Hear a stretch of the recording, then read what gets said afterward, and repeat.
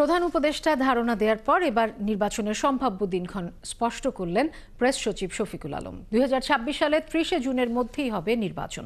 তিনি বলেন, জাতির উদ্দেশ্যে ভাষণে রাজনৈতিক দলগুলোর জন্য নির্বাচনের রোডম্যাপ স্পষ্ট করেই ঘোষণা করেছেন প্রধান উপদেষ্টা।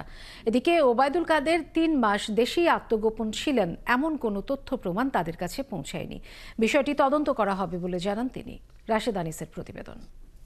দিছিল তারপরে পালিয়ে গেছে, এই সংবাদটা অবশ্য আমার কাছে এরকম খুব একটা নাই। সকালে রাজধানীতে এক অনুষ্ঠানে স্বরাষ্ট্র উপদেষ্টা বলেন, 5 আগস্ট শেখ হাসিনা পালিয়ে যাবার পর ওবায়দুল কাদের দেশের ভেতর কোথাও পালিয়েছিলেন, সেটি সরকারের জানা ছিল না।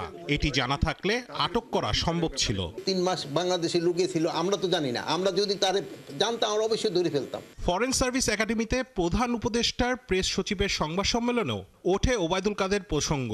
তিনিও স্বীকার করেন, ওবায়দুল কাদেরের আত্মগোপনে থাকার বিষয়ে কোনো তথ্য প্রমাণ এখনো হাতে আসেনি, তবে বিষয়টি নিয়ে তদন্ত চলছে। আমরা এটা খতিয়ে দেখছি, অনেকগুলো বিষয় আমরা জানতেও পেরেছি, কিন্তু মূল যে কথাটা সেটা আমরা এখনো বলছি, আগেও বলেছি, সেটা হচ্ছে যে আর ওবায়দুল কাদের 3 মাস বাংলাদেশে ছিলেন কি ছিলেন না, এটা পুরো জিনিসটা তো আমরা তো সত্যি করতে এটা তো তথ্যভাবে আমরা তো এভিডেন্সটা আমরা এখনো আমাদের হাতে নাই।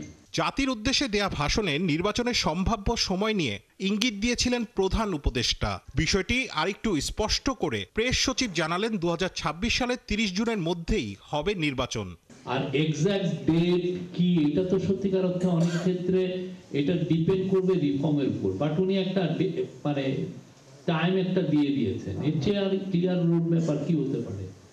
আপনি এক্সপেক্ট করতে পারেন যে ইলেকশন হচ্ছে 2026-এর জুনের 30 তারিখের মধ্যে। আলোচনায় আসে শিক্ষা খাতের মান বাড়ানোর প্রসঙ্গ। প্রেস সচিব বলেন, এই খাতে বিনিয়োগ বাড়ানোর কথা ভাবছে সরকার। গেল সরকার ক্ষমতায় থাকাকালীন $900 মিলিয়ন ঋণ করে গেছে। পাওনাদারদের সেই টাকা পরিশোধের চেষ্টা করছে সরকার।